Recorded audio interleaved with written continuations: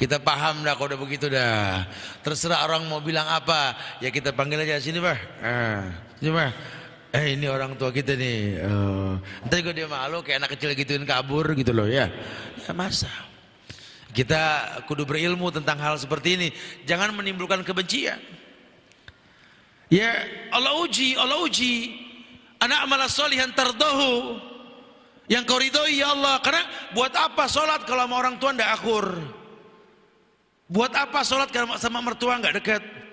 Buat apa sholat kalau sama tetangga nggak akur? Buat apa sholat kalau kita nggak bisa berbuat baik sama tamu? Buat apa? Buat apa? Ini kita nuntut ilmu, datang ke majelis belajar. Buat apa kita belajar kalau pada basicnya kita sama orang tua nggak dekat? Ilmu kita nggak bermanfaat.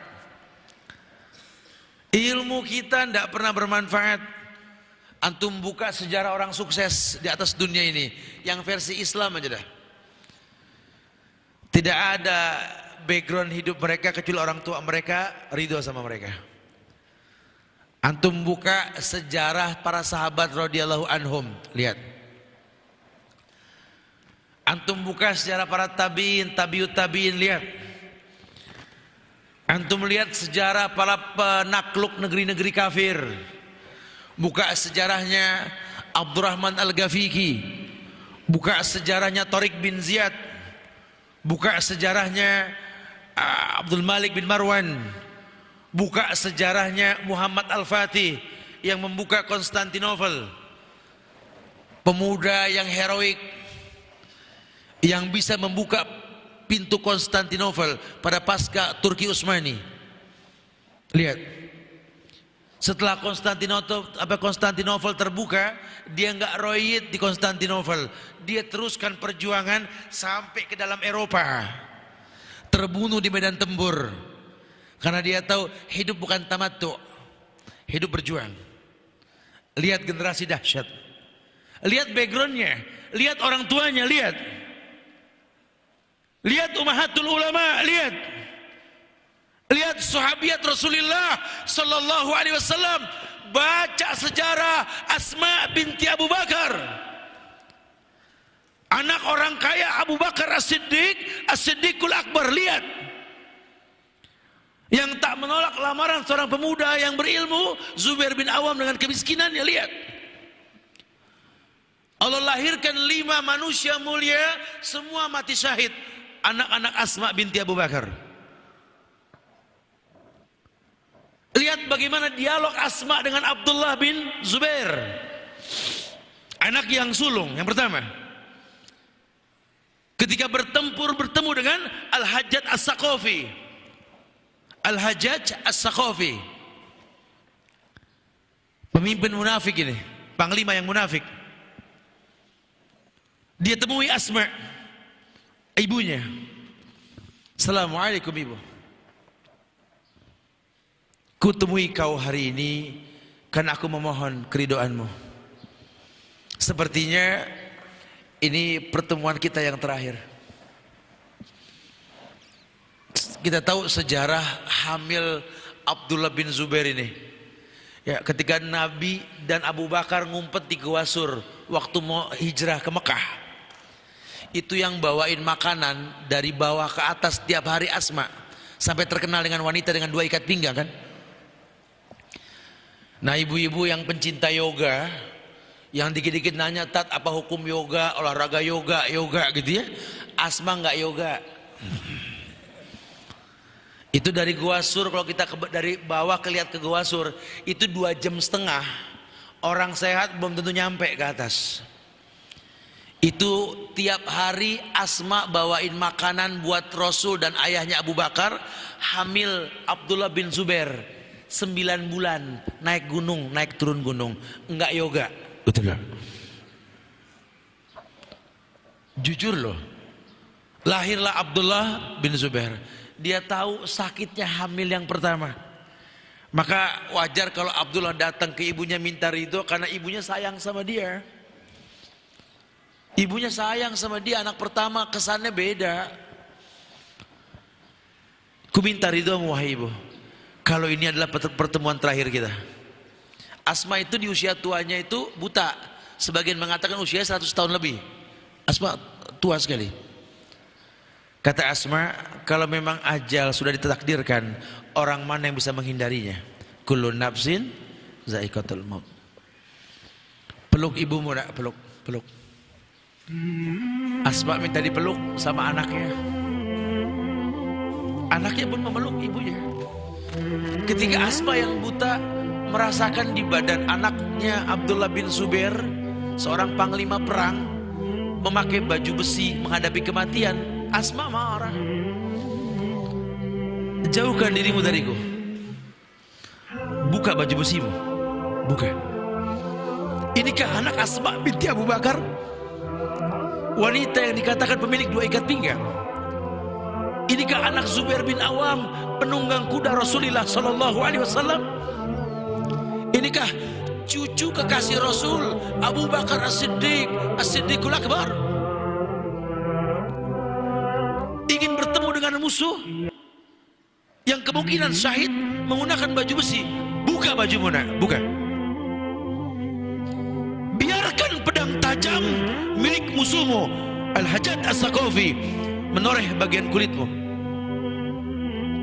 Darah yang keluar akan menjadi saksi wangi kesturi di akhirat nanti nak. Buka baju. Dibuka baju. Kalau itu yang kau inginkan wahai ibu. Dia pun bertempur dan dia pun mati. Diikat di sebuah batang kering, disalib dia oleh Al-Hajjaj As-Saqafi. Asma mendatangi mayit anaknya dan dia ridho dengan kematiannya. Nantikan aku di pintu surga wahai anakku.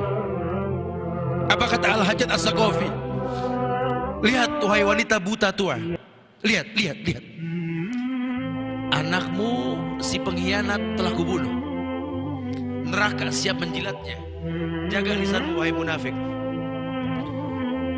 Anakku menantiku di pintu surga. Allah muliakan dia dengan syahid. Lihat, lihat. Sosok orang tua yang mengerti sekali bahwa warna jiwa karakter seorang anak tergantung jiwa orang tuanya. Sehingga kalau kamu punya orang tua yang kamu pandang dia tidak mulia di mata kamu, Allah yakin ada kemuliaan di balik kekurangannya. Cari itu, cari.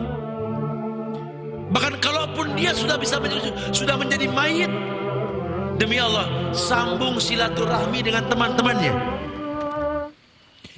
Cari tahu siapa orang tuamu, cari tahu siapa dia.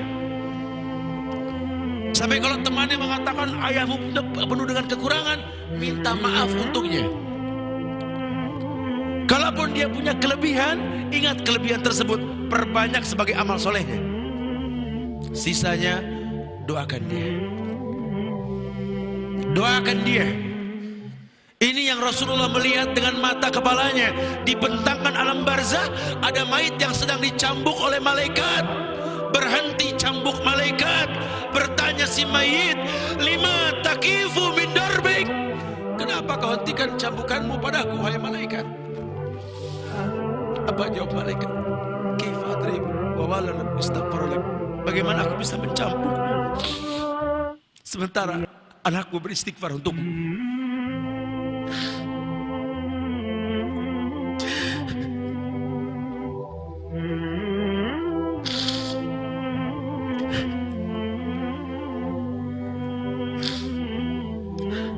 Usia 40 menyadarkan kita untuk mengerti yang kita butuhkan anak soleh yang bisa beristighfar untuk kita. Kuatkan mental kita, baguskan iman kita untuk bisa menjadi orang yang Allah katakan, ya ayyuhalladzina amanu sabiru wassabiru warabitu wattaqullaha la'allakum tuflihun. Bersabar sampai dia dewasa yang dia bisa mengatakan rabbighfirli wa liwalidayya. Sampai dia dewasa yang dia nanti bisa memandikan mayit kita. Sampai dia dewasa nanti mengkafankan kita. Sampai dia dewasa nanti dia akan menyolatkan mayit kita menghadap makmum yang berbaris dengan 3 shaf yang sunnah. Di hadapan kalian ada ayahku. Di hadapan kalian ada saudara kita, orang tua kita. Mungkin selama dia hidup banyak janji-janji indah yang dijanjikan yang belum ditunaikan. Aku anaknya, sebagaimana sunnah Rasul yang tak mau menyolatkan mayit yang masih berhutang. Aku anaknya bertanggung jawab atas semua kewajiban yang belum dia tunaikan. Rujukan kepadaku. Fakabir arba'an. Allahu Akbar.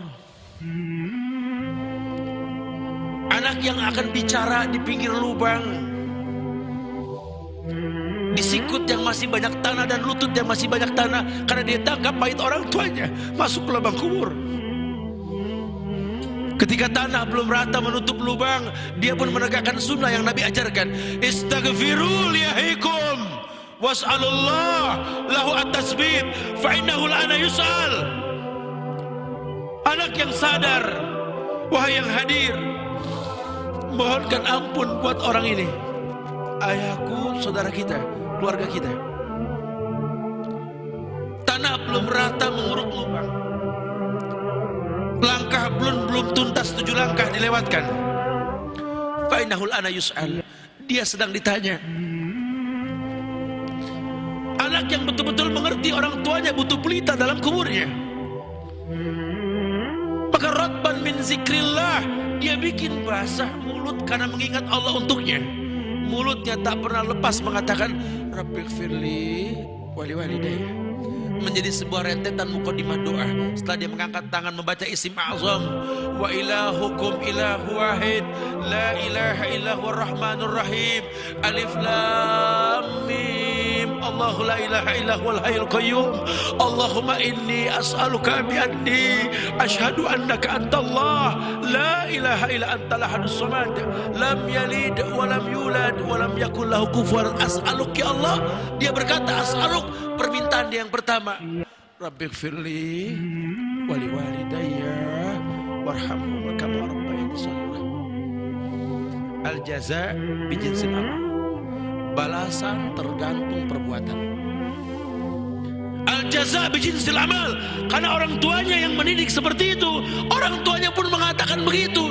Dalam kala safar, dalam kala dia berada di sebuah tempat, hujan turun, terzolimi, di majlis dimanapun dia berada, dia pun mengatakan as'aluk ya Rabb, Rabbi habli minas salihin, Rabbi habli minas salihin, Rabbi habli minas salihin. Ya Allah, berikanlah kepadaku anak-anak yang saleh. Anak-anak yang tahu bahwa orang tuanya makin hari ini makin kurang, bukan makin lebih. Anak-anak yang sadar bahwa orang tuanya manusia, tempatnya salah. Anak-anak yang sadar bahwa memang dia tercipta untuk menutupi kekurangannya. Auzini ya Rabb, anashkura ni'mataka allati an'amta 'alayya wa 'ala walidayya wa na'mal shalihan tardahu wa aslih li fi dzurriyyati inni tubtu ilaik. Islah diriku untuk kebaikan pada keluargaku. Ini tubtu ilaik, aku bertobat ya Allah. Dahsyatnya usia 40.